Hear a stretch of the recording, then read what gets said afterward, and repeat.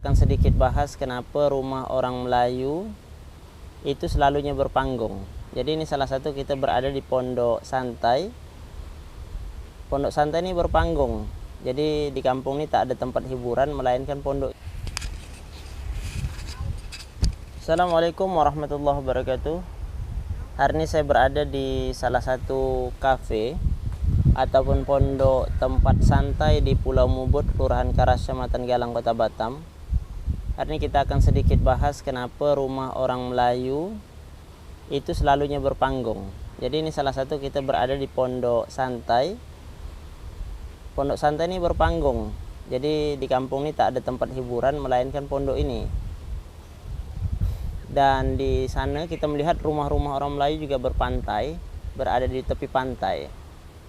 Jadi salah satu penyebab kenapa rumah orang-orang Melayu ini selalunya berpanggung adalah yang pertama, disebabkan orang-orang dulu ini dia takut rumah mereka dimasuk harimau.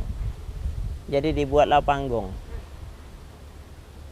Bahkan kata mak saya dulu, di bawah-bawah rumah zaman dia kecil-kecil itu banyak bab satu atau babi yang bermain-main di bawah rumah. Sebab zaman dulu hutan masih lebat, kemudian babi suka bermain di bawah rumah tempat mereka.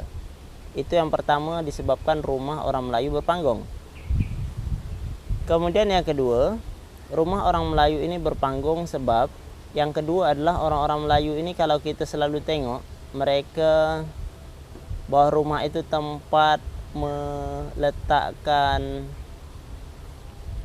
motor, tempat mereka berteduh, tempat mereka letak kayu api. Itu orang-orang Melayu. Mereka rumah-rumah mereka bawah rumahnya mereka taruh alat-alat dan sebagainya untuk sebagai gudang.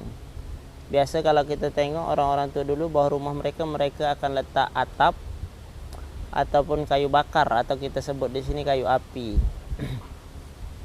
Itu salah satu ataupun dua contoh kenapa rumah orang Melayu ini selalunya berpanggung seperti itu. Tapi bagus rumah orang Melayu berpanggung. Ketika zaman ini kita melihat rumah orang berpanggung zaman dulu, ya mungkin karena zaman sekarang sudah canggih. Kalau dulu kan rumah orang berpanggung itu menggunakan kayu. Kalau sekarang karena sudah canggih, orang tak mau berpanggung lagi. Untuk cacak tongkat dan sebagainya kan membutuhkan biaya. Tapi kalau kita tarik hikmah, di akhir-akhir zaman nih, akhir-akhir tahun ini banyak terjadi banjir.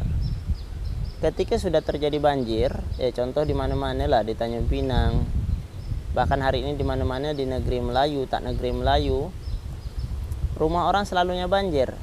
Akhirnya kita tarik hikmah lagi, wah rupanya orang-orang dulu hebat. Kenapa hebat? Mereka berpikir dalam buat rumah. Salah satu mereka buat rumah panggung ini adalah supaya terhindar daripada banjir, terhindar daripada dimasuk air. Nah itu.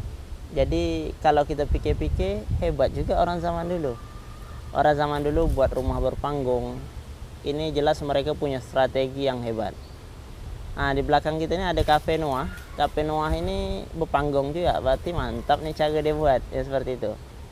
Jadi ini sedikit kita melihat keindahan di kampung. Itulah suasana indah. Jadi mungkin itu saja yang dapat kami sampaikan. Mudah-mudahan sedikit menambah ilmu. Kalau tak setuju dengan pendapat saya pun tak masalah. Itu.